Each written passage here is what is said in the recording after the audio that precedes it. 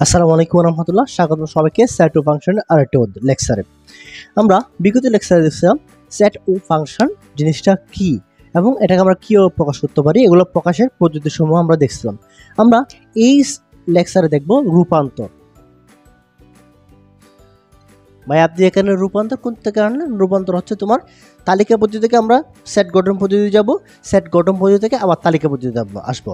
আমরা ছোট একটা ভিডিও মতো জিনিসটা দেখবো। তাহলে আমরা শুরু করি। 1 নাম্বার বলা আছে এ এক্স বিলংস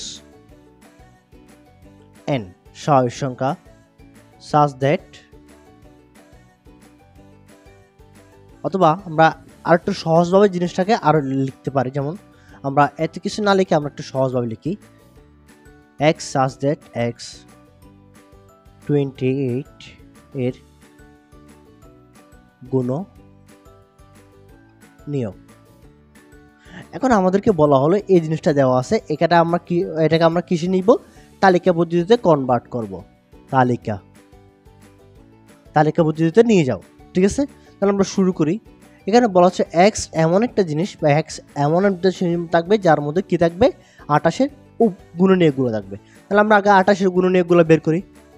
28 সমান কি লেখা যায়? 1 গুণ 28। তারপর কি লেখা যায়? 14 দুগুণ 28, 2 গুণ 24। এরপর কি লেখা যায়? 3 দিয়ে কি আছে? 28, 4 দিয়ে 4 × 7, 4 × 7 = 28। তাহলে আমরা কি পেলাম? এখানে গুণনীয়ক কি পেলাম? 1 2 4 7 24, সরি এটা 14 হবে, 14 এবং 28। ওকে, তাহলে আমরা এই জিনিসগুলো পেলাম। এখন আমরা এটাকে সহজভাবে রূপান্তর করে দেখাবো। এবং আমরা কীভাবে লিখব? এ সমান 1 2 4 7 14 28। এটা একটা সেট। ক্লিয়ার? এতটুকু জিনিস বুঝতে পারছি কিনা? একটা উদাহরণ দেখলাম। এখন আমরা 2 নম্বর একটা উদাহরণ দেখব। সেটা হচ্ছে কি? বলা হচ্ছে বি এমন একটা সেট যেখানে এক্স সাজ দ্যাট এক্স এবং মৌলিক সংখ্যা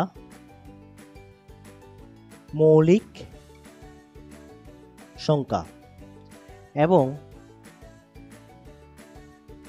x is greater than 10। এখন যদি তোমাকে এই জিনিসটা দেওয়া হয় তাহলে কি বলবো? একটা শর্ত আর একটা শর্ত। এখানে একটা কথা আছে, যখন তোমাকে এবং জিনিসটা দেওয়া থাকবে, এবং জিনিসটা দেওয়া থাকলে তোমাকে এই শর্তও মানতে হবে, এই শর্তও মানতে হবে। তা দুই শর্তকে স্যাটিসফাইড করতে হবে। যখন তোমার এখানে এন্ড এর জায়গায় যদি অথবা থাকে, এবং এর জায়গায় যখন তোমার অথবা থাকবে, তখন একটা মানলে হবে অথবা একটা মানলে হবে। তো যে কোনো একটাকে মানলে হয়ে যাবে। তাহলে এখন দেওয়া আছে আমাদের এই প্রশ্নের ক্ষেত্রে এবং, তাহলে আমাদেরকে দুইটাই মানতে হবে। তাহলে আমার মৌলিক সংখ্যাগুলো কি? মৌলিক সংখ্যা কি চিনতে হবে? মৌলিক সংখ্যা হচ্ছে যে সংখ্যাকে শুধুমাত্র সেই সংখ্যা দ্বারা বিভাজ্য করা যায়, বা অন্য কোনো এক এবং সেই সংখ্যা দ্বারা বিভাজ্য করা যায়, অন্য কোনো সংখ্যা দ্বারা বিভাজ্য করা যায় না। যেমন কি 1 3 5 7 9, 9কে তো তোমার বিভাজ্য করা যাবে। তাহলে 10-এর মধ্যে হচ্ছে এই জিনিসগুলা 1 3 5 7 9। ইংলিশ লিখি একটু। তাহলে মৌলিক সংখ্যাগুলোকে আমরা যদি লিখি ন্যাচারাল নাম্বার, বা আচ্ছা বাদ দাও, যে এক্স সমান মৌলিক সংখ্যা 1 3 1 2। আচ্ছা আমাকে এই জিনিসটা একটু বলো, 2 মৌলিক সংখ্যা হবে কিনা? 2কে 1 দ্বারা ভাগ করা যায় এবং 2কে 2 দ্বারা ভাগ করা যায়, অন্য কিছু দ্বারা ভাগ করা যায় না। তাহলে 1 2 3 5 7, তাহলে এগুলো হচ্ছে মৌলিক সংখ্যা। এখন আসো আরেকটা শর্ত কি দেওয়া আছে? এক্স 10-এর চেয়ে কি হতে পারবে না? বড় হতে পারবে না। তাহলে আমরা এখন কি লিখতে পারি? আমরা এখন বি সমান লিখতে পারি 1 2 3 5 7 সেট। ওকে, ক্লিয়ার? এটা বি সমান, এটাকে এই জিনিসটা প্রকাশ করলাম। বুঝতে পারছো কিনা? তো আমরা মৌলিক সংখ্যাও দেখবো এবং এটাও দেখবো যে 10-এর উপরে যাইতে পারবে কিনা।